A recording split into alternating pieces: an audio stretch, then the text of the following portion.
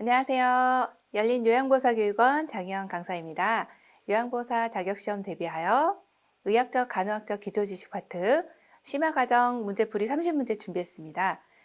우리 시험에는 18문제 정도 출제가 되고 있어요. 비중이 높은 만큼 열심히 공부하시고요. 또 우리가 다뤄보지 못했던 부분들도 많이 있으니까 한번 자세히 공부해 보도록 하겠습니다. 지금부터 보겠습니다. 1번 노인성 질병의 특성으로 옳은 것은 한번 정답 골라보겠습니다. 정답은요? 네, 수분과 전해질 균형이 깨지기 쉽다입니다. 노인성 질병이라고 하면 연세가 드시면서 오는 질병입니다. 특성이 너무 많은데 한 10여 가지 정도 있습니다. 자, 여기에서 보면 수분과 전해질 균형이 깨지기 쉽다. 수분, 물, 또 전해질, 수분의 밸런스를 조절하는 무기질 성분들이 몸에 들어와서 전해질 성분들이 무기질을 조절을 하게 되죠. 그러한 균형이 깨지기 쉽다는 것입니다. 또 질병의 예후는 명확하지가 않고 모호한 면이 있습니다. 또 급성 질병보다는 만성 질병이 대부분이라는 거 기억해 주시고요.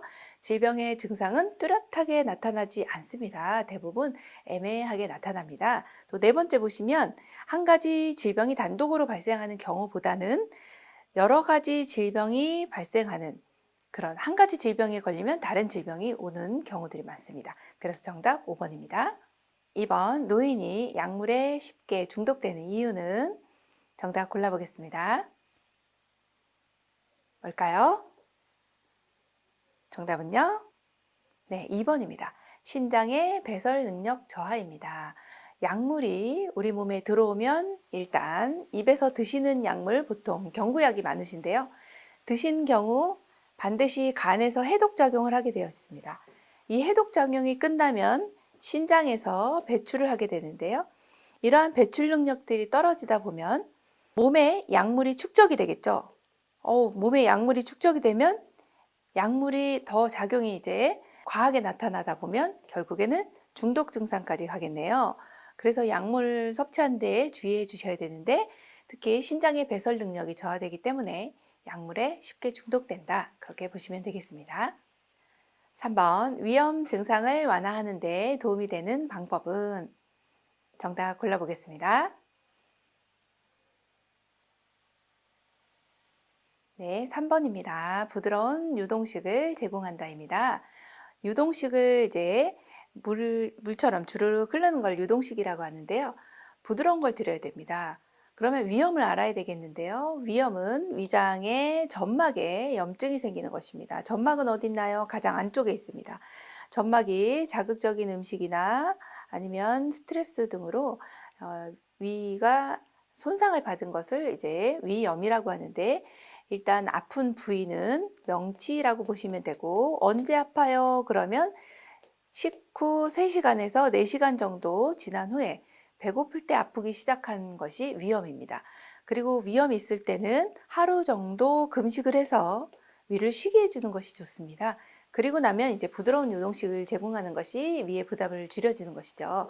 1번 같은 경우는 하복부를 마사지하는 거는 이거는 이제 상복부이기 때문에 하복부 쪽은 변비가 있다든지 배가 아플 때 하복부 쪽으로 마사지 주시는 게 좋겠고요. 염장식품 주의해 주셔야 됩니다. 염장식품은요, 소금이 많은 간을 해서 저장이 용이하도록 만든 것이 염장식품인데 소금이 많은 음식을 드시면 소금이라고 하는 성분이 몸에 들어오게 되면 위장에 암세포들을 흡수하는데 아주 도움이 되는 게 이제 소금입니다. 그래서 짜게 드시면 위가 손상을 받기가 쉽다는 것입니다. 안 되겠죠. 자극적입니다. 뜨겁게 하는 것도 위가 손상을 받은 상태에서는 위에 부담을 주는 것입니다. 또 음식 섭취량을 늘리도록 하는 것도 위장이 지금 아프고 쉬고 싶은데 자꾸 일을 시키는 거라서 안 되겠죠. 네, 정답 3번입니다. 4번 위궤양 대상자를 돕는 방법으로 옳은 것은 정답 골라보겠습니다. 네, 2번입니다. 흡연자이면 금연하게 한다. 위궤양이면 방금 전에 봤던 위염하고는 틀린 내용이죠. 어디까지 손상을 받은 걸까요? 하면은 근육층까지 손상을 받은 내용입니다. 근육층까지 손상이 됐기 때문에 더 아파요. 그래서 출혈이 있기도 하고 천공이 있기도 합니다. 그런 경우는 빨리 응급실로 가주셔야 되는데 언제 아파요 하면은 새벽에 찾아오는 통증이 있습니다. 요걸 기억을 해주시면 시험에 많은 도움이 되죠. 새벽 1시에서 2시 사이에 통증이 온다는 거 기억해 주시고, 자, 흡연자이면 금연하게 해야 합니다. 담배에는 유해 화학물질과 또 발암물질들이 있기 때문에 위를 자극하게 됩니다. 그래서 이 내용이 흡연자이면 금연하게 하는 것이 맞는 내용이고요. 또 훈연한 음식을 드시면 어쨌든 발암물질이 있기 때문에 연기 이렇게 태운 음식이라 자극이 됩니다. 안 되겠죠? 또 잠자리에 들기 전에 녹차는 카페인이기도 하고 위에 자극이 될 수 있습니다. 또 4번 같은 경우가 이제 검은색 대변이다. 사실 예전에 검은색 대변을 보면은 돌아가신다 이런 얘기까지 했거든요. 이거 정상이 아닐 수 있습니다. 왜냐? 상부 장기에서 출혈이 일어나면은 이 출혈 일어난 이 피가 하부 장기를 통과하면서 색이 검게 변하거든요. 그래서 검은 변을 보면 어쩌면 위장 출혈을 의심할 수 있기 때문에 이런 경우는 안심할 수는 없는 상황이라 반드시 보고를 해주셔야 되는 내용 중에 하나라고 보시면 되겠습니다. 그리고 5번째, 비스테로이드성 소염 진통제라고 하면 엔세이드라고 하는 소염 진통제 자주 복용하시면 위 점막의 궤양을 오히려 일으키기 때문에 더 안 되는 내용으로 보시면 되겠습니다. 정답 2번입니다. 5번, 노화와 관련된 호흡기계의 특성으로 옳은 것은? 정답 골라보겠습니다. 어려운 단어들이 많이 나오는데요. 정답은요? 네, 4번입니다. 호흡 근육이 약화되어 호흡 증가 시 피로해지기 쉽다. 이게 정답이네요. 호흡기계 근육이라고 하면은 숨을 쉴 때 사용하는 근육입니다. 어머, 숨을 쉴 때 무슨 근육을 쓰나요? 네, 사용을 합니다. 갈비뼈 사이사이에 근육이 있어요. 그래서 숨을 들이마실 때, 내쉴 때 횡격막과 함께 호흡을 도와주는데 이 근육도 역시 약화됩니다. 그래서 호흡이 증가되면 피로해지기 쉽다. 이 내용이 정답이고요. 자, 요런 내용 1, 2, 3, 5번 시험에 많이 나오는데 한번 내용 보겠습니다. 페포의 탄력성 하면 페포 하면 숨을 쉴 때 마지막 공기, 산소가 들어갔다 나왔다 하는 곳을 페포라고 하거든요. 페포의 탄력성은 감소가 됩니다. 이 감소됐다는 말은 페포가 쭈글쭈글하게 됐네, 허파에 바람 빠졌네, 풍선에 바람 빠졌네, 이렇게 생각하시면 됩니다. 자, 그리고 기침 반사가 감소합니다. 그리고 또 3번째, 코 속의 점막의 수분이 감소되죠. 건조해져서 공기를 쉽게 흡입하지 못한다. 이런 특징이 있습니다. 5번째 내용이 상당히 중요한 내용인데요. 기관지의 분비물이 감소하지 않습니다. 기침도 못하죠. 그리고 선무작용도 감소되기 때문에 분비물이 많아져요. 감소가 아니고 증가됩니다. 그래서 호흡기계 감염병이 많아진다. 이것이 호흡기계의 중요한 특성 중에 하나입니다. 꼭 기억해 주세요. 6번, 항결핵제 복용 방법에 관한 설명으로 옳은 것은? 정답 골라보겠습니다.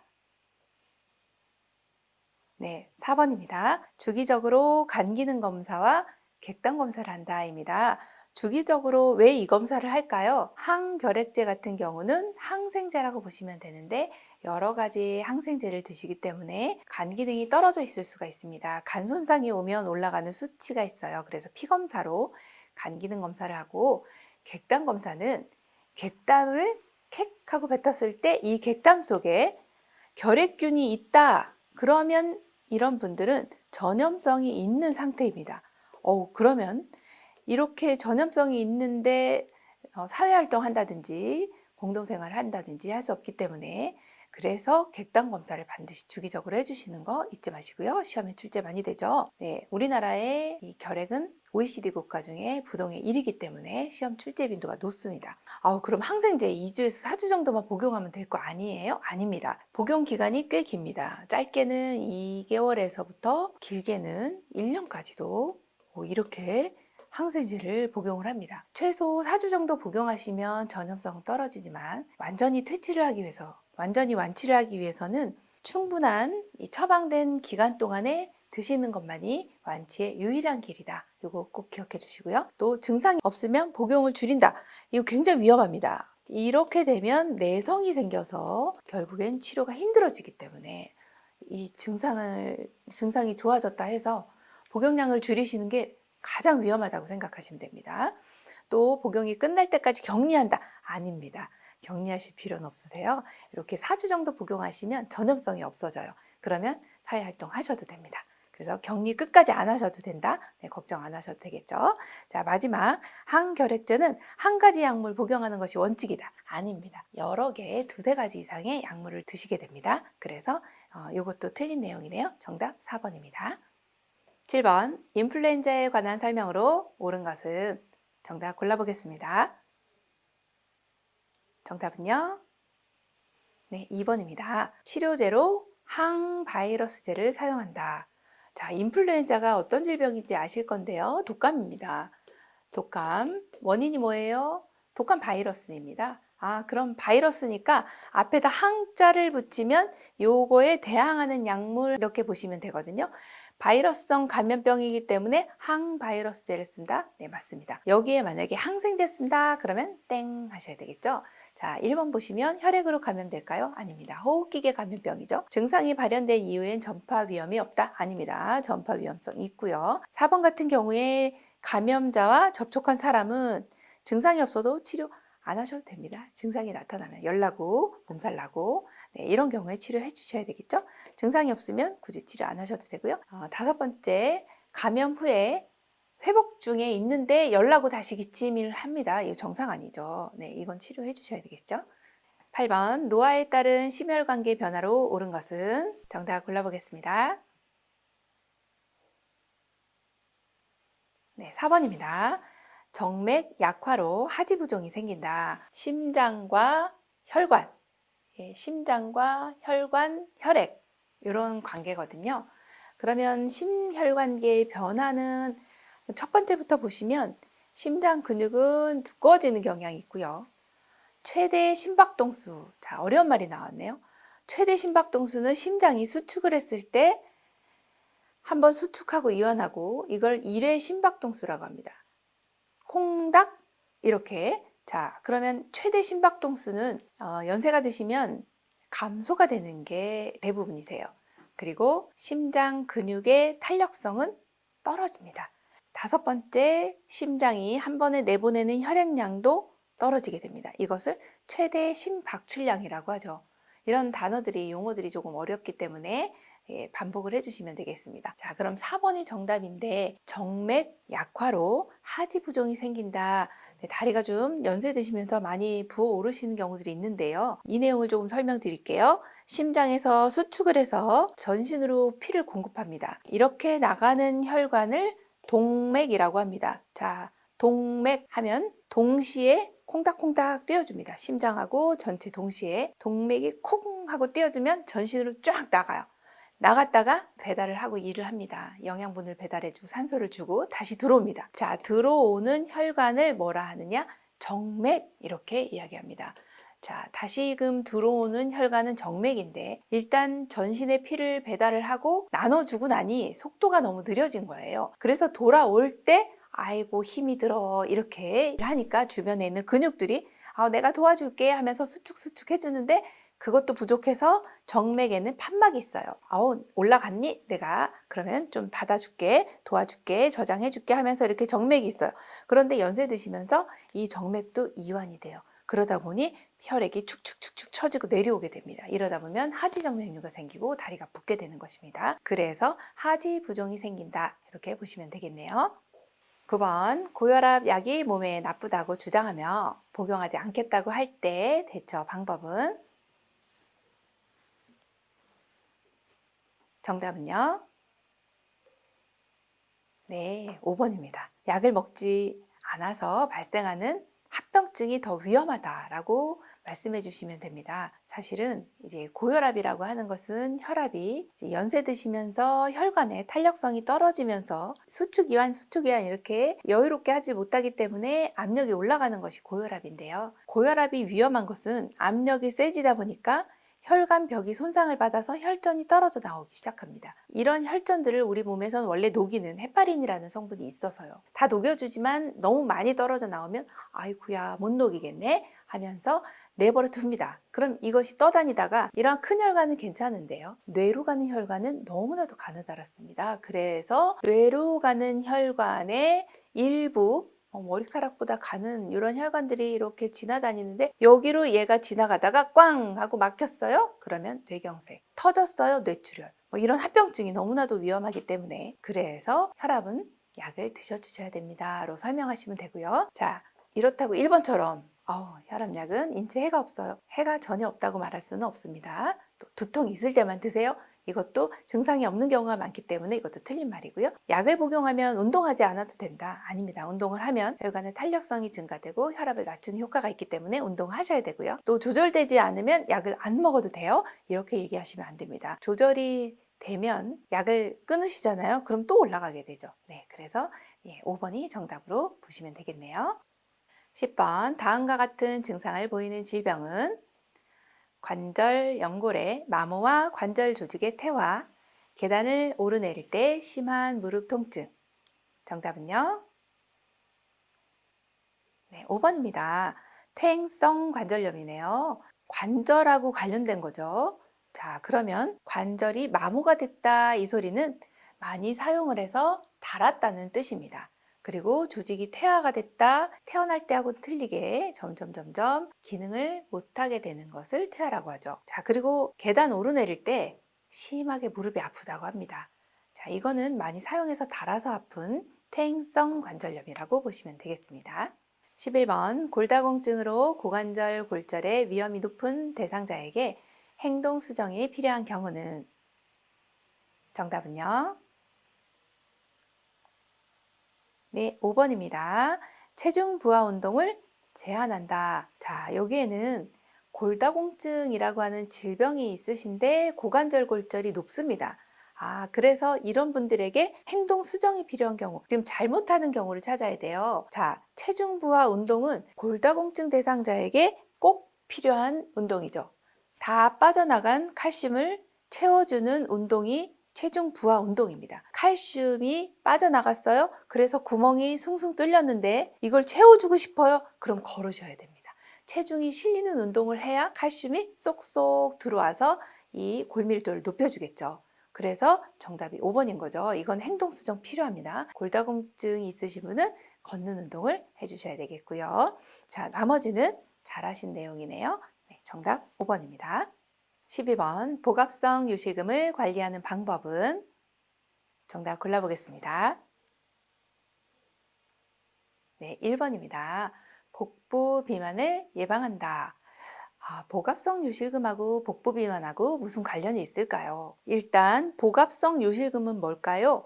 복압, 복부의 압력이 올라가서 요실금, 소변이 새어나오는 것을 복압성 요실금이라고 합니다. 방광의 위치는 배꼽 바로 아래에 이렇게 방광 위치하고 있고요. 일정량이 차면 배출을 하게 돼 있는데 복압이 높아지면서 새 나오는 현상을 복압성 요실금이라고 합니다. 자, 그러면 복부의 압력이 올라가지 않도록 해야 되겠네요. 자, 복부의 압력이 올라가는 경우가 1번입니다. 복부 비만 내지는 변비 이런 것들이 복압이 올라가죠. 우리가 흔하게 아는 것은 기침이라든지 재채기 아니면 줄넘기 이런 것들을 많이 생각하시는데 최근 시험 경향은 복부 비만이나 변비가 자주 나오고 있어요. 그래서 복압을 높이지 않도록 하는 방법 1번입니다. 13번 전립선 비대증을 관리하는 방법으로 옳은 것은 정답은요? 네, 3번 고지방과 고콜레스테롤 음식 섭취를 피한다. 자, 전립선 비대증의 원인이 될 수 있는 게 이런 고지방, 고콜레스테롤입니다. 사실은 전립선 비대증은 많은 분들이 경험을 하고 있고 호르몬 분비가 남성 호르몬은 줄어들고 여성 호르몬은 증가되기 때문에 그래서 오는 거라고 보시는데 원인 중에 하나가 3번입니다. 그래서 관리를 하실 때는 이러한 것들을 제한하는 것이 맞고요. 약물요법을 통해서 신장 기능의 손상은 이제 치료를 좀 해주셔야 되겠고요. 2번 같은 경우 음주는 전립선 비대증을 악화시킵니다. 완화가 아니고요. 또 4번 같은 경우 소변을 참을 수 있을 때까지 참으시면은 너무 힘들어지시죠. 요일을 느끼면 화장실 가주셔야 되고요. 또 5번처럼 약화된 근육을 강화하기 위해 체중을 늘리는 방법은 좋은 방법은 아니세요. 그래서 정답은 3번 고지방과 고콜레스테롤 음식 섭취를 피한다입니다. 14번 몸에 감염된 대상자를 돕는 방법으로 옳은 것은? 정답 골라보겠습니다. 네, 5번입니다. 대상자 접촉한 사람은 증상과 상관없이 동시에 치료한다입니다. 네, 이런 문제가 출제가 좀 자주 되고 있는데요. 사실은 옴이라고 하는 질병이 옴 진드기에 의해서 이제 피부에 감염이 되면 가렵고 또 밤에 분비물을 배설하고 알레르기 반응이 일어나기 때문에 밤에 많이 가려운 질병이 이제 옴이고요. 공동생활을 하시는 분들에게 많이 오기 때문에 옴이 또 시험에 출제가 잘 되고 있어요. 자, 옴에 감염된 대상자는 일단 치료를 하실 때 대상자의 얼굴을 제외한 아래쪽 전체에다가 연고를 바릅니다. 그것도 밤에 연고를 바르고 그 다음날 아침에 씻어주고 새로운 침구와 새로운 옷을 입혀줍니다. 그렇게 한번 치료를 한 이후에 일주일 후에 다시 한번 치료를 해주시면 거의 완치된다고 보시면 되는데, 이때 이분이 사용하는 이런 물품들은 혼자 이분만 사용을 해주셔야 돼요. 옮길 수가 있거든요. 침구라든지 의류 혹은 어떤 물품으로 전염이 되기 때문에, 그래서 공용을 사용하시면 안 되겠고요. 손으로 긁어주시면 나의 손톱 사이에 옴 진드기가 묻어서 나에게도 감염이 될 수 있습니다. 또 증상이 있는 부위만 이렇게 손에 감염이 됐네 여기만 바른다 안 되고요. 전신에, 얼굴을 제외한 전신에 발라주셔야 합니다. 또 대상자가 착용한 의류는 다른 대상자의 옷과 함께 세탁해 주시면 안 되고요. 이분들 옷이나 침구는요 55도씨 이상의 뜨거운 물로 세탁을 해주시면 사멸된다, 그렇게 보시면 되겠습니다. 15번 노인 대상자에게 대상포진이 발생하는 원인은? 정답은요 3번입니다. 면역력 저하입니다. 주로 대상포진은 수두 바이러스에 감염되셨던 분들이 신경절에 남아 있다가 면역이 떨어지면 피부에 발진, 가려움, 수포 이런 것들을 형성하면서 나타나는 피부 질환이라고 보시면 되는데요. 대상포진이라서 수두 바이러스가 원인이고요. 또 원인 중에 하나가 면역력이 떨어져 있는 경우 발생을 많이 합니다. 그래서 대상자에게 대상포진 예방 접종을 하는 경우들이 많습니다. 그래서 65세 이상의 노인분들에게는 1회 맞으시면 되겠습니다. 16번 노화에 따른 미각의 변화는? 정답 골라보겠습니다. 네, 5번입니다. 구강 점막의 재생 능력 감소, 구강 안에 촉촉한 이런 성분들을 점막이라고 표현합니다. 그런데 재생 능력이 떨어져요. 연세가 드시면 영양분이 흡수되고 내 몸의 세포들을 재생할 수 있는 능력들이 떨어지기 때문에 이게 정답이고요. 1번처럼 미뢰라고 하는 맛을 느끼는 신경세포들은 개수가 감소가 되고요. 단맛을 느끼는 감각도 역시 증가가 아니고 감소가 됩니다. 또 입술 근육의 탄력성도 감소되고, 대신 또 하나는 좋지 않은 거가 있어요. 구강 건조 증상은요 증가가 됩니다. 그래서 입이 마른다 이런 말씀을 많이 하시죠. 정답은 5번입니다. 17번 노화에 따른 시각계의 변화로 옳은 것은? 정답은요 네, 2번입니다. 각막 반사가 저하된다. 시각계 하면은 여러 가지 변화가 많은데 우리 어렸을 때 장난 많이 쳐보셨을 거예요. 눈 안 깜빡이기 하면서 이렇게 막 눈에다가 이렇게 자극을 주면은 네, 끝까지 안 깜빡이시는 분이 있죠. 하지만 대부분은 눈을 보호하기 위해서 깜빡이게 됩니다. 이러한 반사를 각막 반사라고 합니다. 그래서 각막 반사가 저하되기 때문에 그래서 이제 눈에 손상을 입을 수가 있고요. 또 눈물의 양은 적어집니다. 동공지름은 감소하고 작아져요. 또 빛에 순응하는 속도는 느려집니다. 가까이 있는 물체에 초점을 맞추는 것이 어려워진다. 그래서 이러한 것을 어려워지는 내용을 노안이라고 표현을 하죠. 이거는 가까운 물체에 초점을 맞추기가 쉬워진다가 아니고 어려워진다, 그렇게 보시면 되겠습니다. 18번 수정체가 혼탁해져 빛이 들어가지 못하고 사물이 뿌옇게 보이게 되는 질환은? 정답은요? 네, 3번 백내장입니다. 이 문제 너무 쉽죠? 네, 하지만 출제가 많이 되고 있어서 어르신들에게 흔하게 나타나는 질병이고 이 영상 보시는 분도 수술하신 분이 많으실 겁니다. 백내장은 앞에서 보았을 때는 허옇게 이렇게 끼게 되는 그러한 상태가 이제 백내장인데요. 측면에서 보았을 때는 옆에서 보았을 때 앞에 각막이 있고 그리고 바로 뒤에 수정체가 있는데 수정체에 하얗게 백태가 끼는 것을 백내장이다. 이렇게 보시면 되겠습니다. 그럼 녹내장은 뭘까요? 녹내장은 눈에 압력이 올라가서 시신경을 자극하면 눈이 잘 보이지 않게 되죠. 그래서 안압이 올라가서 생기는 것을 녹내장이라 하고 수정체에 백태가 껴서 잘 보이지 않는 것을 백내장이라고 한다. 이 두 가지 구별해 주시면 되겠습니다.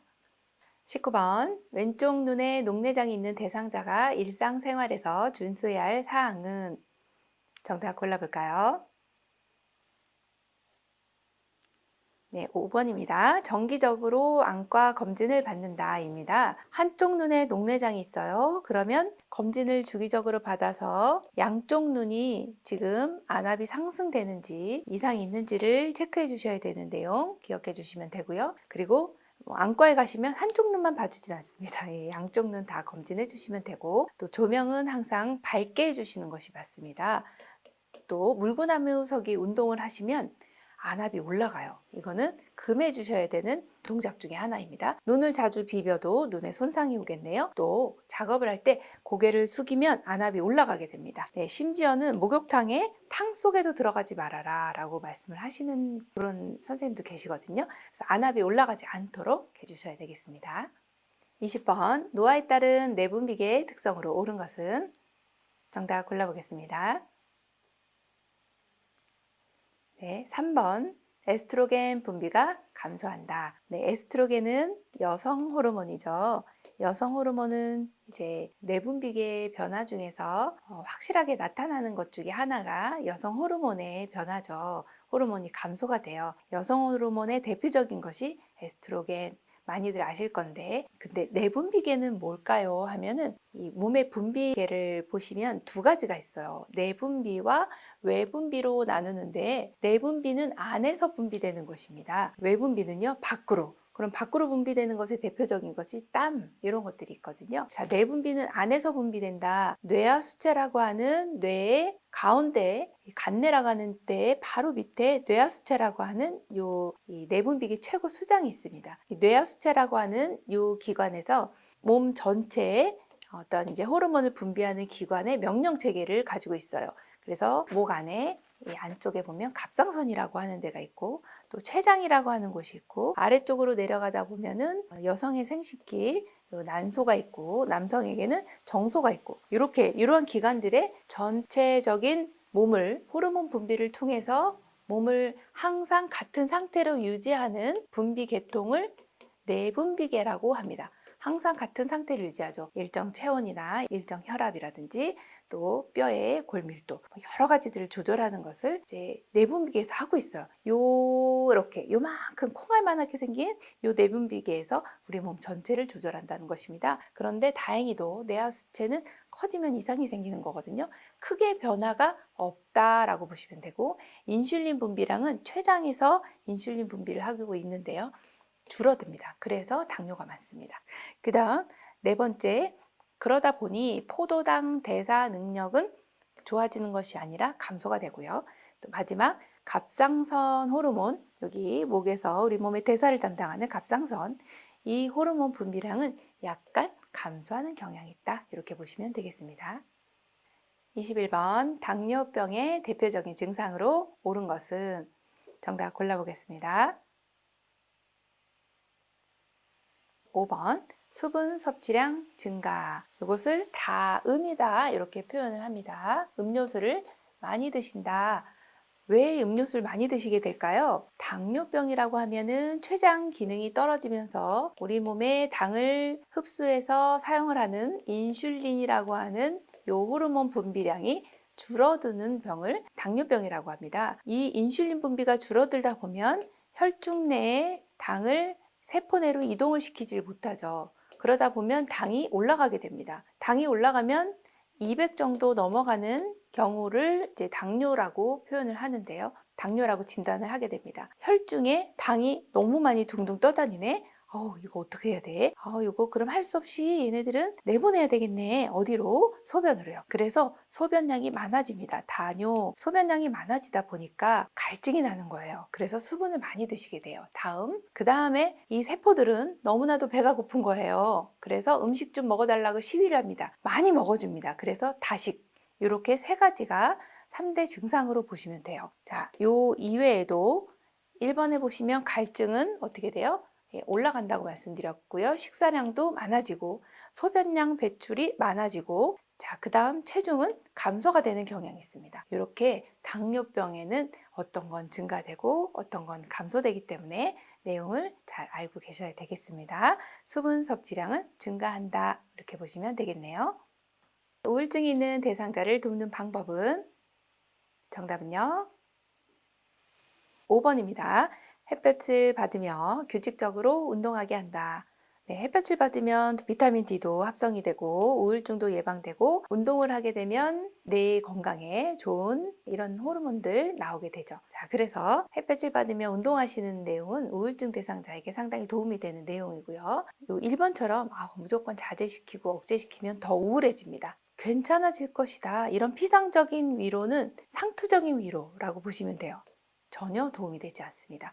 또 혼자 있는 시간을 갖도록 배려하시면 더 우울해져요. 자, 그럼 4번을 고르신 분 있으실 겁니다. 관심을 드러내기보다 조용히 지켜본다. 그냥 더 조용히 지내시다가 잘못하면은 자살 시도도 하실 수 있기 때문에 관심을 보이고 이분이 어떠한 상태인지 표현할 수 있도록 또 옆에 같이 있어준다. 그렇게 보시면 되겠네요. 정답 5번입니다. 23번 선망이 있는 대상자를 돕는 방법은 정답 골라보겠습니다. 4번입니다. 가족 사진을 침상 가까이에 둔다. 선망은 정신병적인 증상인데 자, 어떻게 정신병적인 증상이 나타납니까? 치매가 오면서 뇌의 신경세포들이 손상이 돼요. 그러면서 헛것을 듣고 느끼시는 이런 것입니다. 즉, 정신병적인 증상이면서 대표적으로 나타나는 증상이 환각 증상입니다. 그런데 조금 무서운 것은 진짜로 경험을 하세요. 보이기도 하고 체험을 하시는 거거든요. 들리기도 하고 어떤 경험을 하는지 우리가 주의 깊게 잘 관찰을 해주실 필요가 있습니다. 예를 들어 어르신 계시는 공간이 3층인데 아이고 친구가 부르네 그러면 창문을 열고 나가실 수가 있다는 것이죠. 네, 잘 보셔야 되고요. 자, 가족 사진을 가까이 두면 개인의 정체성을 확인을 하실 수가 있고 내가 누구지? 라고 하는 환각 증상 나타나면서 진압력이 많이 떨어지시는데요. 이러한 진압력, 사람이나 시간, 장소에 대한 개념들을 지속적으로 알려주실 수 있는 내용이 이제 4번이고요. 접촉하는 사람의 수를 늘리면 혼란스러워 하세요. 줄인다입니다. 신체 활동은 해주시는 것이 맞습니다. 가족 방문은 너무 좋은 내용이라 적극적으로 추천을 해주셔야 되고요. 또 밤에는 커튼을 치고 자, 불을 꺼놓으시면 이런 환각 증상들이 더 심해지기 때문에 불을 켠다 이렇게 기억해 주시면 되겠습니다. 24번 손해가 손상된 뇌졸중 대상자에게 나타날 수 있는 증상은 정답은요? 네, 4번입니다. 출제가 상당히 많이 되고 있는 내용 중에 하나입니다. 손해하면 뇌를 세 파트로 나눌 수가 있어요. 크게 우리 족발 사이즈하고 같은데요. 자, 뇌도 대중소가 있다는 거 아시는 분들 많으실 거예요. 대뇌, 뇌 거의 7분의 8의 영역을 차지하는 것이 대뇌입니다. 그리고 중간에 어설프가 껴있네 해서 중간에 껴있네 해서 중뇌. 자, 그 다음에 오늘 나와 있는 이 시험 문제는 손뇌하고 관련된 내용입니다. 대뇌는 인지하고 관련돼 있어요. 중뇌는 도파민 분비만 아시면 됩니다. 도파민 분비가 줄어들었을 때 파킨슨이라고 하는 질병이 오죠. 요거만 아시면 되세요. 중뇌는. 자, 그러면 손해의 기능은요. 평형을 담당합니다. 균형을 잡아주는. 그래서 요 평형 감각이 지금 손해가 손상됐기 때문에 평형 감각을 상실하게 됩니다. 저하가 되죠. 그러면 문제점이 뭘까요? 균형을 못 잡으니까 넘어져요. 결국에는 이 평형 감각 저하가 시험에 가장 많이 나오는 이유가 평형감각 저하 손해가 시험에 자주 출제되는 이유가 낙상 위험이 높아지니까 대상자분들이 낙상이 일어나면 와상되실 경우가 많죠. 그래서 특별히 주의해 주셔야 되는 분들이다 라고 생각하시면 되겠습니다. 25번 질병, 가에 따른 영양관리 방법, 나가 옳게 연결된 것은 정답 골라보겠습니다. 네, 3번 대장암 육가공품 섭취 제한입니다. 자, 왜 그럴까요? 대장암은 육가공품, 육류인데 가공을 했어요. 이러면 이제 아질산염 같은 거나 발암물질들이 있어서 제한을 해주시는 거 너무 잘해주셨어요. 그래서 이 내용은 맞는 내용이다. 네, 잘 골라주셨죠? 그러면 1번은 왜 틀렸을까요? 결핵은 소모성 질환이에요. 단백질 섭취를 충분히 해주셔서 건강하게 이겨내셔야 됩니다. 그래서 제한하시면 안 되세요. 자, 두 번째, 만성기관지염은 수분 섭취를 충분히 해주셔야 됩니다. 이것도 역시 제한하면 안 되세요. 물을 많이 드셔서 이 염증이라고 하는 것을 배출하는데 수분이 아주 중요한 역할을 하기 때문에 물을 충분히 드셔주셔야 합니다. 또 심부전증인데 수분을 권장했어요. 이분 같은 경우는 심장 기능이 떨어져서 수축력이 떨어져 있는 분이라 우려를 있고 호흡곤란이 오고 숨이 차고 이러신 분인데 물을 많이 드시면 심장이 부담을 가지게 되죠. 권장하시면 힘들어집니다.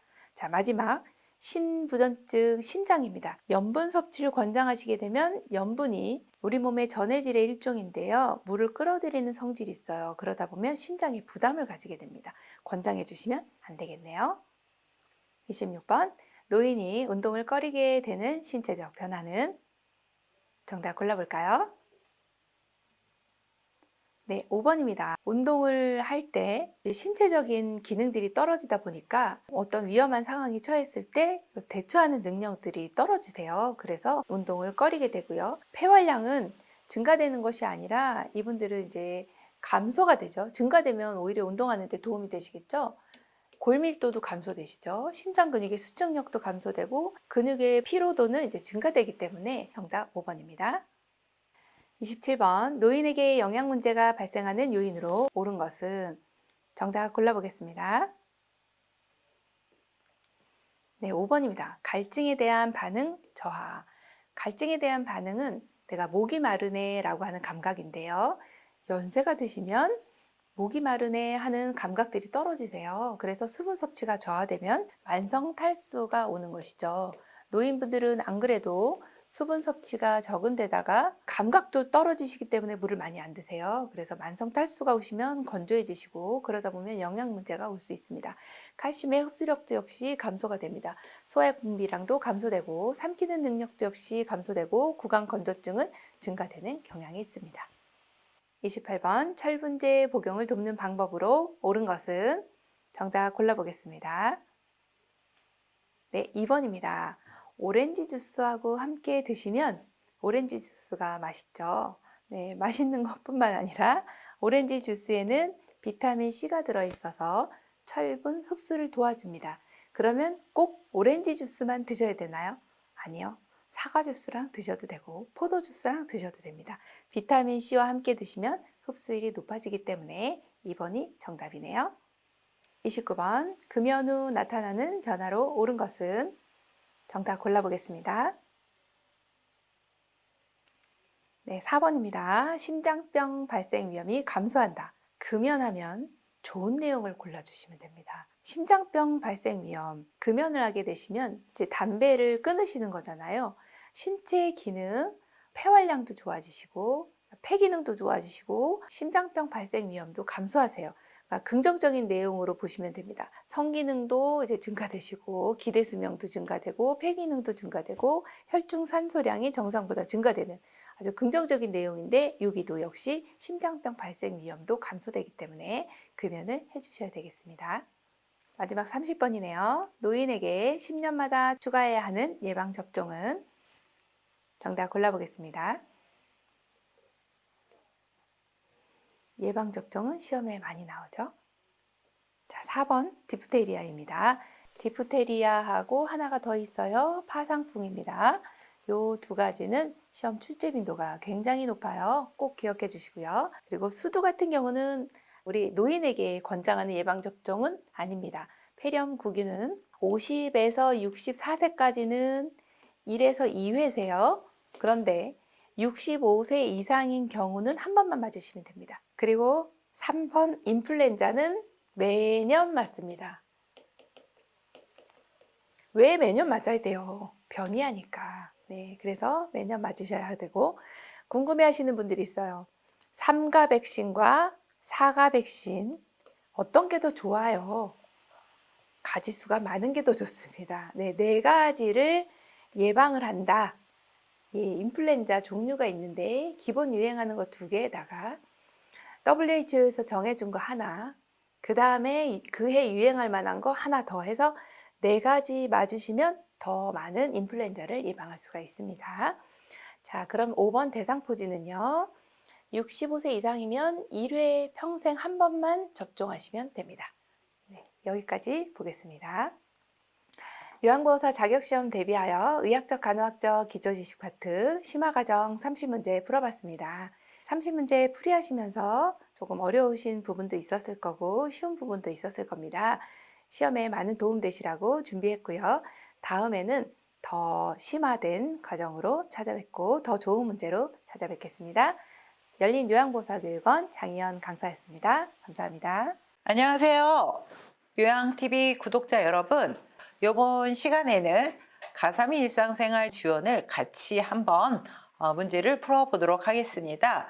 자, 여러분 잘 기억하세요. 이 문제는 기출문제에 출제가 될 만한 문제들이고 또 가장 많이 이렇게 출제가 된 빈도가 많은 그런 문제들만 저희가 정리를 했습니다.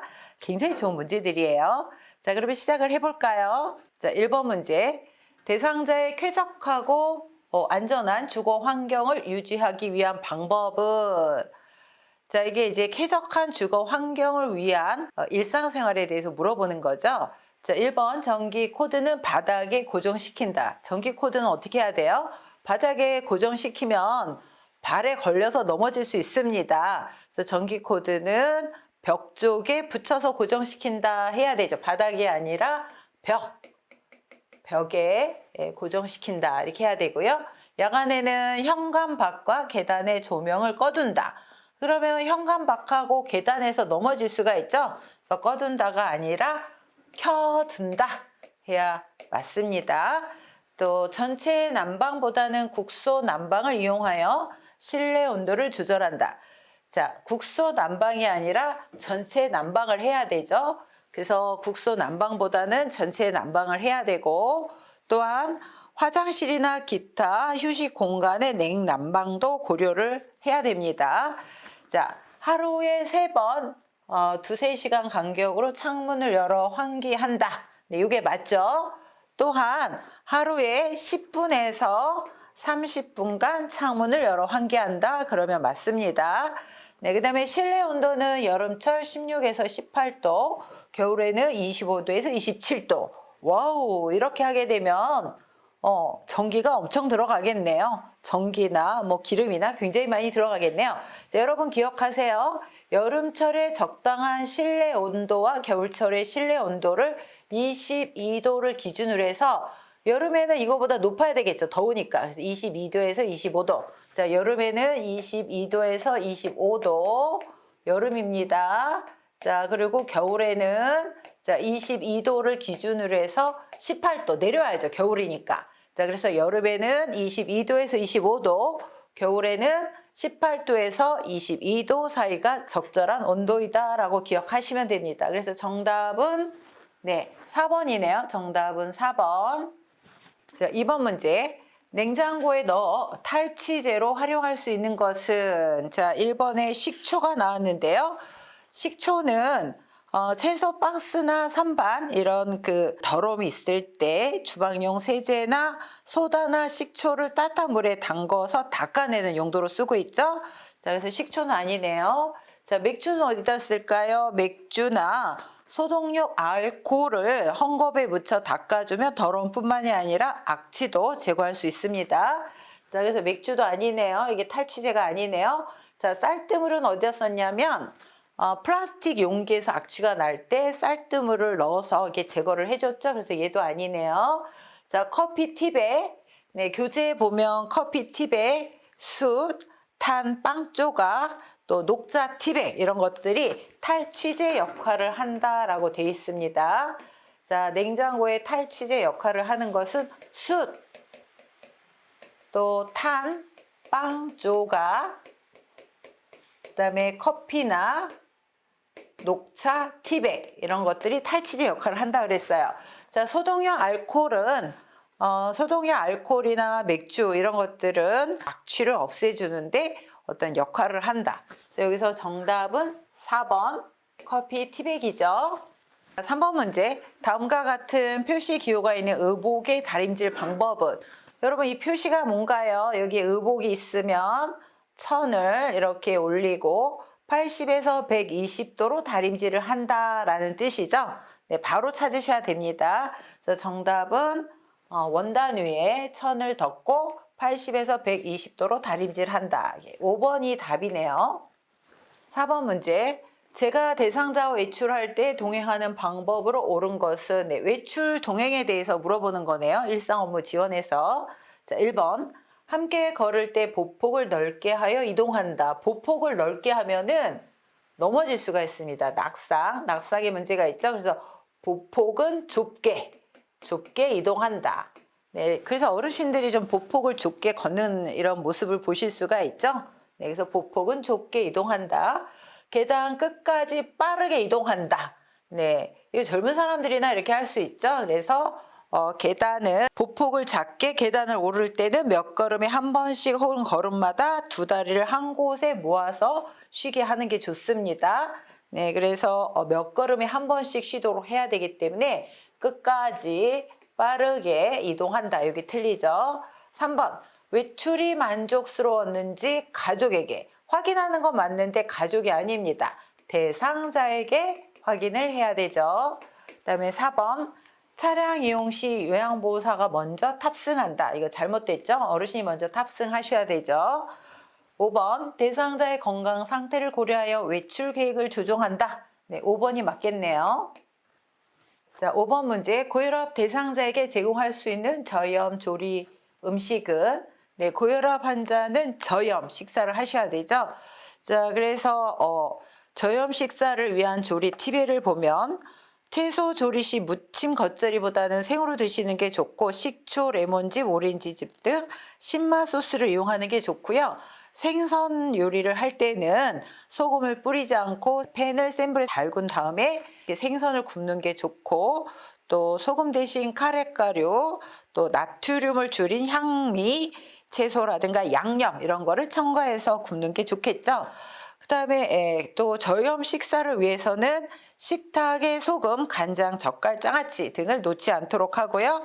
그다음에 국찌개는 최소한으로 드시도록 한다. 그래서 건더기만 드시고 국물은 가능하면 드시지 않도록 한다. 또 피해야 되는 음식은 젓갈류, 장아찌, 된장, 간장, 네, 이런 음식을 피해야 되죠. 이런 것들은 다 염분이 많은 음식들입니다. 자, 여기 보니까 깻잎 장아찌 안 되겠네요. 또 묵은지도 이제 아무래도 염도가 높죠. 그다음에 강된장, 또 오이지 무침 이런 것들은 다 염분이 높은 장아찌류나 된장이나 이런 것들이 들어갔기 때문에 자, 여기서 3번 카레가루를 입혀 구운 참치 이게 답이 되겠네요. 3번. 네, 6번. 제가 대상자의 주거 환경을 안전하게 관리하는 방법으로 옳은 것은? 네, 6번 문제네요. 자, 얼굴을 비추도록 조명을 설치한다. 1번. 얼굴을 비추도록 조명을 설치하면 눈이 부셔서 낙상의 위험이 있습니다. 네, 그래서 이건 안 되겠죠. 다리 간격이 넓은 식탁을 사용한다. 네, 이게 맞겠네요. 그래야 어르신이 편하게 이렇게 식사를 하실 수가 있죠. 거실과 방이 구분되도록 문턱을 설치한다. 문턱은 설치를 하는 게 아니죠. 문턱을 제거해야 된다. 이게 맞는 거죠. 자, 사용하기 편하도록 깊은 욕조를 선택하면 들어갔다 나오는 게 힘드시죠. 그래서 깊은 욕조가 아니라 얕은 욕조를 선택하는 게 좋습니다. 그다음에 열고 닫기 편하도록 둥근형 문고리를 설치한다. 자, 문고리는 둥근형이 아니라 막대형이죠. 막대형. 그래야 열고 닫기가 편리하죠. 네, 그래서 정답은 2번. 네, 다리 간격이 넓은 식탁을 사용한다. 이게 맞습니다. 자, 7번 문제. 대상자가 외출할 때 동행하는 방법으로 옳은 것은 네, 외출 동행에 대한 것을 물어보는 문제네요. 자, 구체적인 외출 계획을 세운다. 이게 맞겠네요. 네, 그래서 외출 계획을 세우고 또 필요한 어떤 보조 기구나 뭐 이런 것들을 확인을 해서 준비를 해야 되죠. 자, 보호자의 요구사항이 아니라 대상자의 요구사항을 먼저 우선시해야 되죠. 요양보호사의 개인 업무를 병행하면 안 됩니다. 병행하면 안 된다. 병행하면 안 되죠. 그래서 이거는 틀렸습니다. 외출의 만족 정도를 보호자에게 확인한다. 보호자가 아니라 대상자에게 확인한다. 예기치 못한 일이 발생할 경우 동료 요양보호사 상의하는 게 아니라 예기치 못한 일이 발생하면 시설장, 관리 감독자, 가족에게 연락을 하고 상의를 해야 되는 게 맞습니다. 그래서 정답은 1번이네요. 자, 8번 문제. 대상자의 옷을 세탁하는 방법으로 옳은 것은 네, 세탁을 할 때 삶는 방법, 그 다음에 또 헹구고 탈수하는 방법, 그 다음에 얼룩을 제거하는 방법 이런 것들이 교재에 정리가 되어 있습니다. 자, 1번 문항. 속옷을 삶을 때는 뚜껑을 열고 삶는다. 네, 뚜껑을 닫아야 되죠. 그래서 세탁물이 공기층하고 접촉을 하게 되면 세탁물이 손상이 되기 때문에 공기층과 접촉하지 않도록 한다. 그래서 뚜껑은 닫는다. 네, 이렇게 해야 맞는 거죠. 자, 그 다음에 또 삶을 때는 뚜껑을 닫고 공기층에 노출이 되지 않게 하고 비눗물이나 이런 것들이 반쯤 잠긴 상태에서 삶는 것들이 좋겠죠. 자, 2번 문항. 세탁물은 비눗물을 탈수한 후에 헹군다. 네, 세탁물은 비눗물을 탈수하고 헹구는 게 원칙입니다. 그래서 이게 답이네요. 세 번째, 탈수 시간을 길게 하여 건조 시간을 줄인다. 탈수 시간을 길게 한다. 예, 틀리죠. 탈수 시간을 길게 하면 세탁물이 손상이 될 수 있습니다. 그래서 세탁물의 종류에 따라서 탈수 시간을 달리해야 되죠. 4번, 땀이 밴 청바지는 락스에 담갔다가 세탁한다. 네, 락스에 담가서 얼룩을 제거하는 것은 없습니다. 자, 땀이 밴 청바지는 가능한 빨리 땀을 제거를 하고 처리하는 게 좋고요. 또 땀이 많이 묻은 경우에는 수건 2장을 겹쳐서 땀을 제거한 다음에 세탁을 해야 되죠. 자, 그래서 이거는 틀렸네요. 자, 립스틱 얼굴, 네, 초벌 세탁 후 아세톤을 묻혀 지운다. 네, 립스틱 얼룩은 이게 화장품이죠. 네, 요것은 클렌징 폼, 우리 그 화장 지울 때 클렌징 폼 쓰잖아요. 그래서 클렌징 폼으로 제거를 한 후, 그 다음에 얼룩을 지운 다음에 세탁을 한다. 이래야 맞죠? 그래서 초볼 세탁 후 아세톤을 묻혀 지운다. 이거 좀 틀렸네요. 네, 그래서 정답은 2번이네요. 자, 9번 문제. 대상자의 식사를 준비하는 방법으로 옳은 것은 자, 식사를 준비할 때 짜지 않게 이렇게 해야 되죠.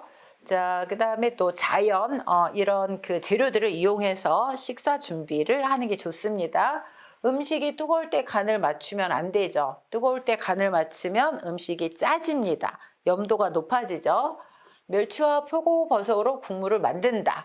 네, 가능하면 조미료나 이런 거로 네, 간을 맞추는 게 아니라 이런 자연 재료, 몸에 좋은 자연 재료들이죠. 네, 그래서 2번은 맞습니다. 생선을 오래 구우면 질겨지죠. 육류를 기름에 튀기면 기름기가 많아집니다. 엿과 설탕 같은 단당류는 몸에 좋지 않습니다. 그래서 어르신들은 가능하면 이렇게 그 당을 올리는 단당류의 사용을 제한을 해야 됩니다. 제한. 그다음에 음식은 한꺼번에 만들어 두고 조금씩 제공하는 게 아니라 네, 드실 만큼 조금씩 만들어서 소분해서 그때그때 드시도록 해야 되는 게 맞죠.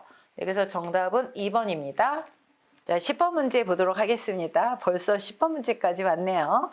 편마비 대상자에게 식사를 제공할 때 사례를 예방하는 방법으로 옳은 것은, 자, 편마비 대상자에게 주의해야 되는 것은 국물은 액체죠. 액체 이런 것들을 주면 살에 들립니다. 그래서 편마비 대상자는 연하 곤란이 있기 때문에 뭐 신음식, 그다음에 뭐 마른 음식, 국물 뭐 이런 것들이 자극적이죠. 네, 그래서 국물이 많은 음식을 드리면 안 됩니다. 음식을 뜨겁게 해서 준다. 이것도 살에 들릴 가능성이 있죠. 국수는 적당한 크기로 잘라서 준다. 네, 이게 맞겠네요. 맛있는지 물어보면서 음식을 입에 넣어준다. 네, 식사를 하시는 동안은 말을 시키면 안 됩니다. 그래서 맛있는지 물어보면 안 되죠. 식사하는 동안은 말을 하시다가 사례가 들릴 수도 있기 때문에 말을 시키는 것을 삼가해야 됩니다. 입안에 음식이 남아있을 때 닿은 음식을 넣어준다. 네, 음식을 다 드셨는지 확인하고 닿은 음식을 넣어드려야 되죠. 그래서 남았을 때 넣어드리면 안 됩니다. 자, 그래서 정답은 3번이겠네요. 11번 문제 보도록 하겠습니다. 제가 대상자의 식기 및 주방을 위생적으로 관리하는 방법으로 옳은 것은, 네, 식기나 주방의 위생 관리에 대해서 물어보고 있네요. 자, 1번. 세척한 식기는 젖은 채로 포개어 보관한다. 네, 젖은 채로 포개어서 보관하는 게 아니라 어슷하게, 어슷하게 이렇게 어슷하게 보관을 해서 자연 건조가 되도록 한다. 그래야 맞죠? 그래서 포개어서 이게 틀립니다. 2번. 음식물이 많이 묻어있는 식기부터 설거지한다. 네, 많이 묻어있는 것부터 하면 안 되죠. 많이 묻어있는 식기는 가장 나중에 설거지를 해야 됩니다. 그래서 설거지할 때 순서는 음식물이 가장 적게 묻은 그릇, 예를 들면 유리컵, 수저, 밥그릇, 국그릇, 반찬그릇, 그 다음에 후라이팬 이런 순서로 설거지를 해야 되죠. 그래서 음식물이 가장 적은 것부터 설거지를 한다. 이걸 기억하시고요. 3번. 그물 모양 수세미보다 스펀지로 된 수세미를 사용한다. 이거 거꾸로 됐죠? 네, 스펀지로 된 수세미보다 그물 모양 수세미가 이게 맞죠. 그래서 이거는 틀리고요.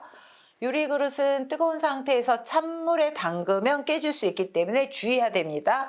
그래서 뜨거운 상태에서 찬물에 담으면 안 되죠. 냄새나는 밀폐 용기에는 녹차 티백을 넣고 뜨거운 물을 부어 둔다. 네, 5번 문항이 정답이겠네요. 12번 문항. 대상자가 외출할 때 동행하는 방법으로 옳은 것은, 1번 보호자의 자가용을 운전하여 이동한다. 네, 그 보호자의 자가용을 운전해서 이동하는 것보다 적당한 이동 방법을 고안하셔야 되죠. 장기 요양 인정서와 주민등록등본을 준비한다. 이걸 준비하는 게 아니라 외출에 필요한 용품, 예를 들면 뭐 우산이라든가 그다음에 수건이라든가 물병이라든가 우비라든가 그다음에 또 볼일을 보는 곳에서 필요한 서류들 이런 것들을 준비하셔야 되겠죠. 3번. 외출 중에 요양보호사의 사적인 일을 처리하면 절대로 안 됩니다. 네, 1, 2, 3 다 안 되네요. 4번. 걸을 때 보폭을 크게 하여 신속히 이동하게 한다. 자, 보폭은 작게 한다 그랬죠? 보폭은 작게. 그다음에 신속히 이동하는 게 아니라 외출 목적에 맞춰서 신속히 활동한다. 그래야 맞습니다. 네, 그래서 4번은 보폭을 작게 신속히 이동하는 게 아니라 외출 목적에 맞추어 신속히 활동한다. 이래야 맞는 거고요. 5번. 대상자의 신체 상태를 고려하여 이동 보조 기구를 준비한다. 이게 맞네요. 그래서 정답은 5번입니다. 자, 13번 문항 보도록 하겠습니다. 대상자의 은행 업무, 개인 활동 지원에 들어가죠. 개인 활동. 네. 자, 대상자의 은행 업무를 대행하는 방법으로 옳은 것은, 자, 은행에 가시려면은 위임장도 있어야 되고 신분증도 있어야 되고 도장도 있어야 되고 이런 것들이 있어야 되죠. 그래서 장교양 기록지를 지참하는 건 아니겠네요. 대상자가 요구하면 은행 업무 담당자와 연계해 준다. 이게 맞겠습니다. 요양보호사가 판단하여 필요한 금융 정보를 제공한다. 네, 금융 정보 제공을 하는 건 굉장히 전문적인 영역입니다. 자, 요양보호사가 정보를 제공하는 분야는 신체 활동과 가사 활동과 이 범위 내에서 서비스 범위 내에서 정보를 제공하고 상담을 해야 되죠. 그래서 이런 전문적인 정보나 상담 이런 부분들은 네, 전문가에게 의뢰를 하셔야 됩니다. 그래서 이것도 틀렸네요. 4번 업무 처리 결과에 불만족해하면 대상자가 처리하게 한다. 자, 업무 처리 결과에 대상자가 불만족해하면 어떻게 하나요? 네, 좀 더 상의를 해서 처리하도록 한다. 그래야 맞도록 교재에 정리가 되어 있습니다. 그래서 대상자가 처리한다. 이것도 틀리네요. 대상자의 업무를 대행하면서 요양보호사의 사적 업무를 처리한다. 사적 업무를 하면 안 되겠죠? 네, 그래서 정답은 2번이겠네요. 자, 14번 문제. 시설에서 실내 환경을 청결하고 쾌적하게 조성. 실내 환경에 대해서 물어보네요. 시설 내. 자, 1번. 겨울철에는 제습기가 아니라 가습기를 사용하죠. 네, 건조하기 때문에 가습기를 사용해야 됩니다. 제습기는 여름에 쓰는 거죠. 2번. 보조 난방으로 온도를 조절한다. 보조 난방이 아니라 의복과 그다음에 실내 그 온도 조절로 이렇게 하게 돼 있죠. 그래서 보조 난방이 틀리죠. 방바닥의 먼지는 빗자루로 제거를 하면 먼지가 더 나죠. 그래서 청소기나 또 젖은 걸레로 제거를 해야 되죠. 그래서 빗자루가 아니라 청소기, 젖은 걸레, 네, 이렇게 이거로 먼지를 제거해야 됩니다. 양변기에 물 때는 솔에 식초를 묻혀 변기 안쪽으로 닦는다. 이게 맞겠네요. 자, 쓰레기통에서 냄새가 나면 방향제를 뿌리는 게 아니라 소독용 알코올, 방향제가 아닌 소독용 알코올 혹은 알코올을 분무를 해서 냄새를 제거하도록 하는 게 좋죠. 그래서 정답은 4번입니다. 자, 15번 문제. 제가 대상자의 식재료를 관리할 때 식중독 발생 우려가 높은 경우는 자, 두부는 냉장 보관하죠. 두부를 냉동실에 보관하면 두부가 상합니다. 그 대신에 요거는 하루 이상 보관을 하시면 안 되겠죠. 조개류는 냉동 보관해야 되죠. 그래서 조개류는 바로 드실 때는 냉장 보관을 하지만 하루가 넘어서 드실 것 같으면은 냉동, 신문지나 이런 데 싸서 냉동 보관해야 되죠. 냉동된 육류를 전자레인지로 해동시킨다. 네, 해동을 할 때는 전자레인지나 아니면 냉장고에서 해동을 시켜야 되죠. 또 개봉 후 남은 생선 통조림은 랩을 씌워 냉장 보관한다. 자, 개봉 후 남은 생선 통조림은 밀폐 용기에 담아서 냉장 보관하고 가능한 빨리 드시도록 한다 해야 맞는 거죠. 네. 5번 조리된 식품을 먹기 전에 뜨겁게 데운다. 그래서 얘도 맞네요. 네, 3번도 맞습니다. 2번, 1번 다 맞고 정답. 네. 식중독 발생의 우려가 높은 거는 4번이겠네요. 자, 16번 변실금으로 오염된 대상자의 속옷을 세탁하는 방법으로 옳은 것은 자, 삶을 때는 뚜껑을 닫고 공기층하고 노출. 뚜껑은 닫는다. 삶을 때 뚜껑은 닫는다. 네. 자, 이렇게 공기층하고 접촉이 되지 않도록 뚜껑을 닫는다라고 했기 때문에 얘는 틀리네요. 자, 본 세탁 전에 애벌 빨래를 한다. 네, 이거는 또 보죠. 3번 오염된 부위는 아세톤으로 세척한다. 자, 이거는 그 신체 혹은 뭐 이런 피나 신체 이런 그 배설물이 묻은 거기 때문에 아세톤으로 이게 세탁을 하는 게 아니죠. 아세톤이나 이런 것들은 뭐 립스틱이나 그다음에 파운데이션이나 뭐 이런 것들을 얼룩을 제거할 때 쓰는 거죠. 얼룩을 제거하고 표백제에 오래 담가 둔다. 뭐 이렇게 되면 속옷이 아마 상하겠죠. 또 붕산수에 담갔다가 여러 번 헹구어 건조한다. 뭐 분산수에 담그는 거는 악취가 있는 세탁물일 경우 붕산수에 담궜죠. 예를 들면 양말 같은 거. 그래서 이것도 맞지 않네요. 그래서 정답은 2번이고. 그래서 이렇게 이런 그 피나 그다음에 신체에 이런 그 배설물이나 신체에 나오는 이런 얼룩이 지었을 때는 찬물에 빨아서 더운 물로 헹군다. 이렇게 기억을 하시면 좋겠습니다. 17번 문제. 다음 그림의 세탁 표시. 네, 요거는 약하게 짜라는 거죠. 네, 약하게 짜는 건데 이게 짜는 거잖아요. 그래서 약하게 짜라는 건데 여기 보면 답변에 그 약하게 짜라는 게 없어요. 그래서 가장 근접한 정답은 5번. 세탁기에서는 단시간에 짜야 된다. 이게 정답이겠네요. 자, 18번 문제. 변비로 고생하는 대상자의 식사 원칙. 변비죠, 변비. 자, 변비에는 어떤 것들을 드셔야 되나요? 일단 섬유질을 많이 드신다. 그다음에 물을 많이 드신다. 섬유질이 많은 거에는 보리, 검정콩, 그다음에 해조류, 그다음에 생과일 뭐 이런 것들이고요. 또 곡류 같은 경우에는 가능한 도정을 하지 않은 뭐 현미, 보리 뭐 이런 도정을 안 한, 도정을 많이 하지 않은 곡류를 섭취하는 게 좋겠죠. 또 식이섬유를 섭취하는 게 좋고 식이섬유를 섭취하실 때는 물을 많이 섭취하셔야 됩니다. 자, 1번 보리, 검정콩, 미역을 섭취한다. 이게 맞겠네요. 생과일 대신 과일 동조림을 드시는 게 아니라 생과일을 드셔야 되죠. 네, 그래서 이거는 틀렸네요. 비타민 D와 칼슘 보충제를 함께 복용한다. 이건 이제 골다공증이나 칼슘의 섭취를 위해서 복용을 해야 되는 거죠. 이것도 틀렸네요. 가급적 도정을 많이 한 곡류를 섭취한다.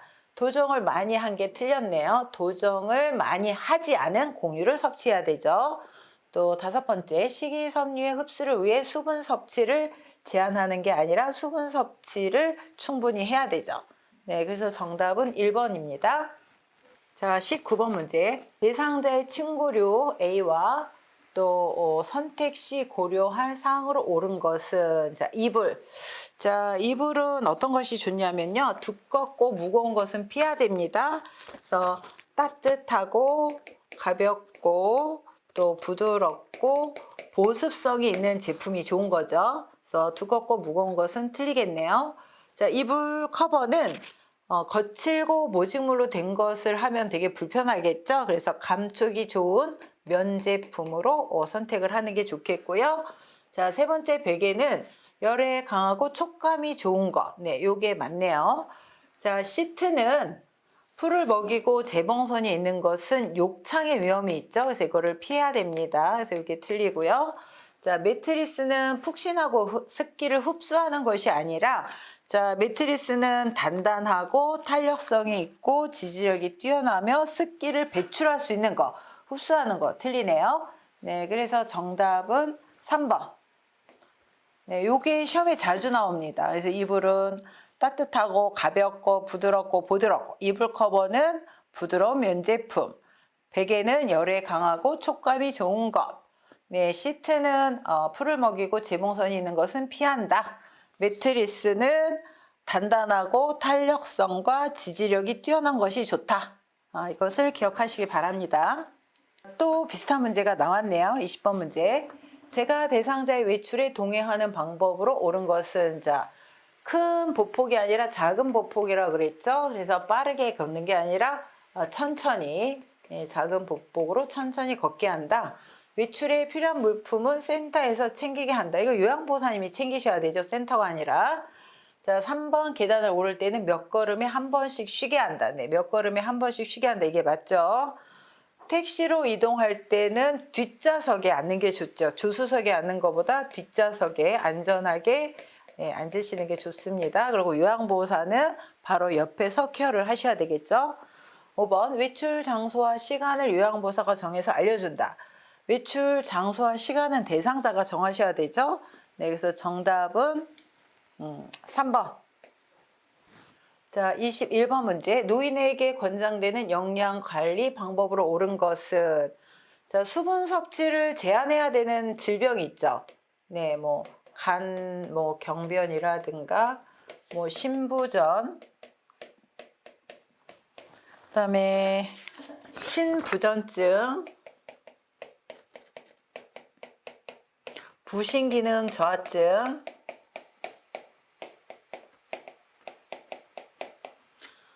갑상선 기능 저하증,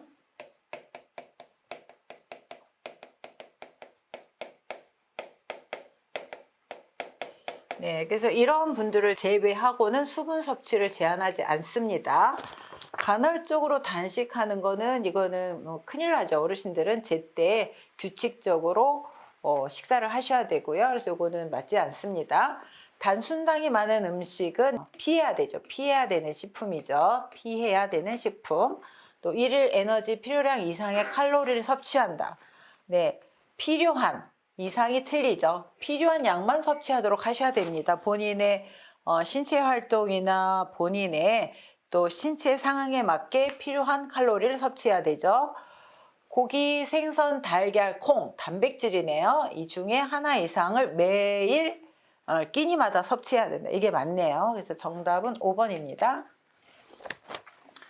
자, 22번 수분 섭취 제한이 필요한 대상자. 아까 수분 섭취 제한이 되시는 분들은 강경화, 그다음에 신부전, 그다음에 신부전, 부신기능 저하증,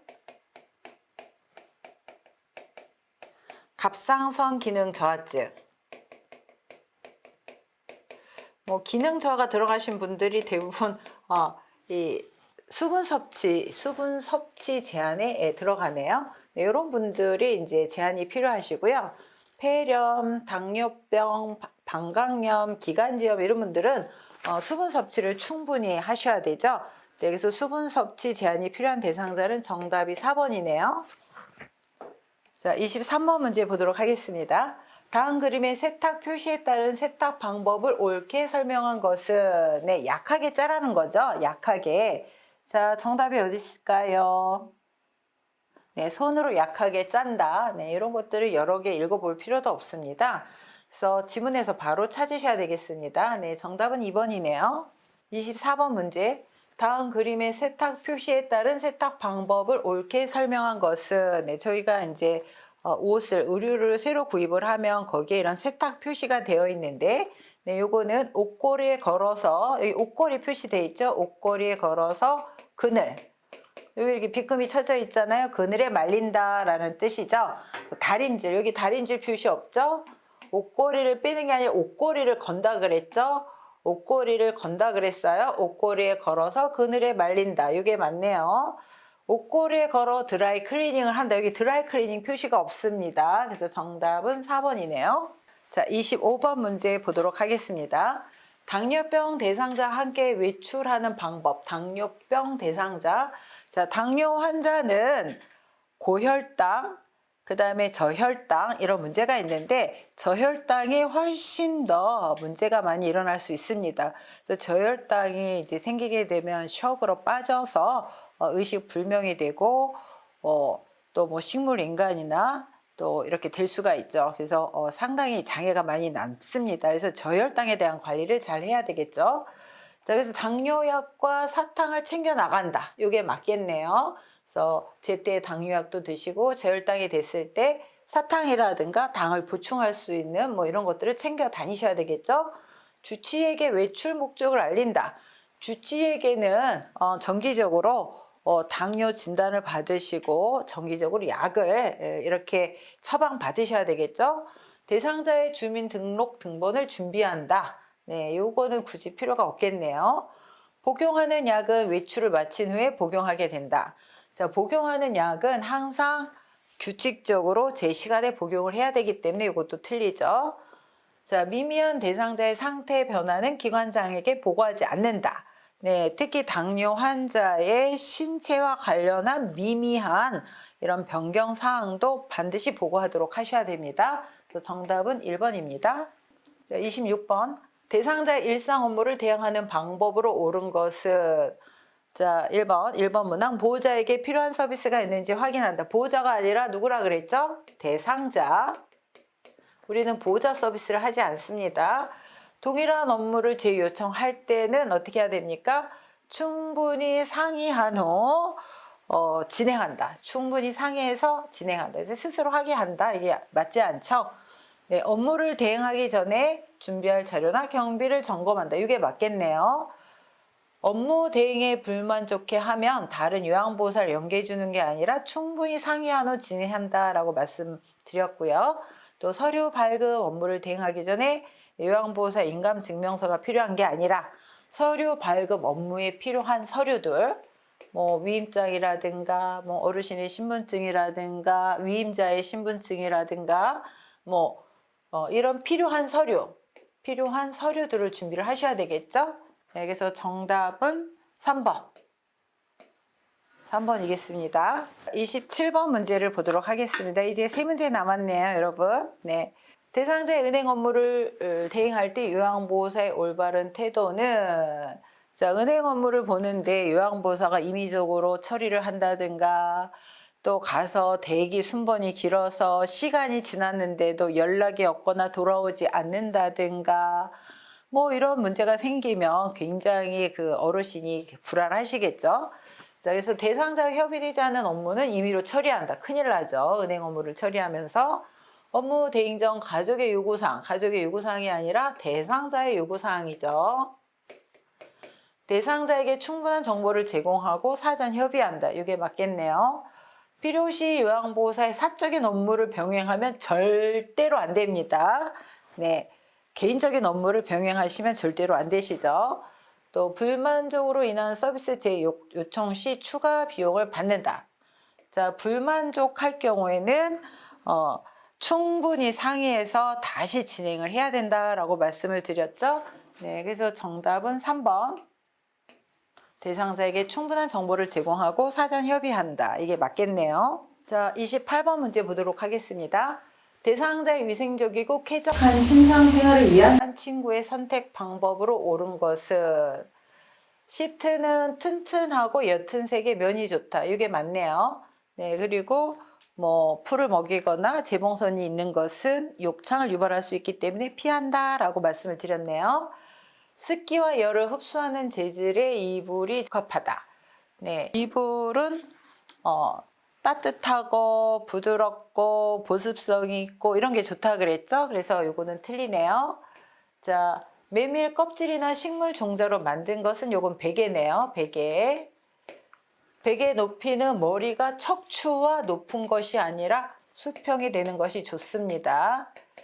자, 매트리스는 푹신한 것이 아니라 탄력성이 있고 지지력이 뛰어나며 습기를 배출할 수 있는 것. 그래서 탄력성, 지지력,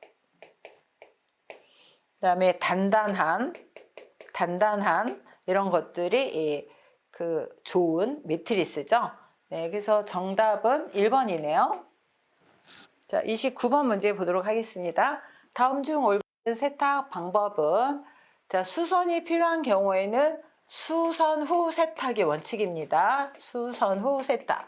뭐 단추가 떨어졌거나 어디가 뜯어졌을 때는 수선 후 세탁을 원칙으로 하고 있고요. 이거는 틀리네요. 세탁물에 실금, 하열이 있을 경우 재빨리 세탁하는 게 아니라 이건 보고사항입니다. 시설장 등에게 빨리 보고를 하셔야 되죠. 삶을 때는 뚜껑을 덮고 공기중에 노출이 되지 않게 한다. 이게 맞겠네요. 얼룩이 묻은 옷은 전체 세탁을 한 후 얼룩을 제거한다. 반대로 되어 있네요. 얼룩을 제거한 다음에 전체 세탁을 해야 되겠죠.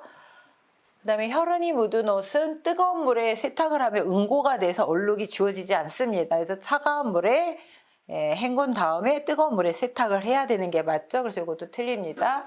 그래서 정답은 3번. 네.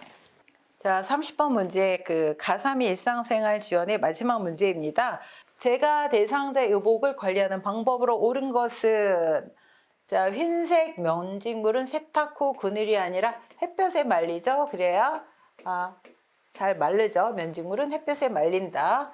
꽃무늬 블라우스. 자, 꽃무늬 블라우스는 나일론 계통입니다. 나일론 계통이라 이 나일론 계통은 햇볕에 말리면 색깔이 바랍니다. 그래서 옷걸이에 걸어서 햇볕이 아니라 그늘에 말려야 되죠. 그래서 얘도 틀리죠. 옷은 계절 및 용도별로 분류하여 수납한다. 이게 맞겠네요. 낡은 의류는 요양보호사가 판단하여 버리면 안 되죠. 반드시 대상자 동의. 대상자에게 설명해서 대상자의 동의를 얻은 후 버려야 되죠. 방충제는 보관 용기 아래쪽이 아니라 위쪽. 자, 방충제는 공기보다 무겁기 때문에 위에다 둬야 됩니다. 그래서 위쪽에 보관을 하고 그 다음에 포장을 뜯어서 신문이나 이게 천에 이렇게 싸서 보관을 하셔야 되죠. 자, 그래서 정답은 3번입니다. 자, 여러분 가3의 일상생활 지원 생각보다 문제가 조금 난이도가 있는 것들이 있습니다. 그래서 이렇게 외워야 되시는 것들도 있고 이렇기 때문에 특히 이제 각 파트별로 뭐 온도라든가 그다음에 세탁 방법이라든가 얼룩을 제거하는 방법이라든가 동행을 했을 때 일상 업무 동행을 했을 때 외출 동행을 했을 때 요령이라든가 이런 것들을 기억하시기 바랍니다. 자, 여러분 또 다음 시간에 뵙겠습니다. 안녕.